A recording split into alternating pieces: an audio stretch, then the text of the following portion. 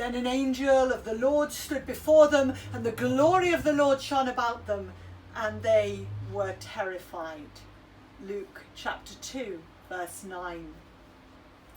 Sheila Cassidy writes in the book Confessions of a Lapsed Catholic, Christian society in Britain has domesticated the gospel.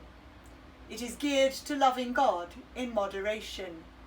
We may give alms to the poor, visit the sick and the lonely, hold annual bazaars and flag days for those in need. In fact, do any good works that do not threaten the pattern of society, but to demand justice at the expense of people's comfort or security. That makes us troublemakers. Well, you can decide for yourselves whether or not you think she's right. But we have domesticated our thoughts about angels. We make cutesy little figurines. We put on annual plays in which tiny little 4-year-olds in white pillowcases with silver sprinkling tinsel stand before the congregations and proclaim with various levels of confidence, "You don't need to be afraid."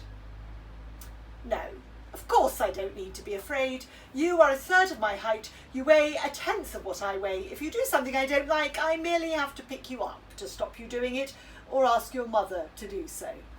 Why on earth would I be afraid? But the shepherds were afraid.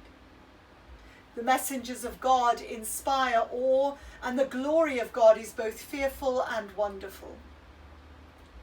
Let us stand for one moment today and allow ourselves to feel the fear that we would feel if that angel stood before us and we, with no knowledge of how the story was to unfold, felt the glory of God around us. Amen.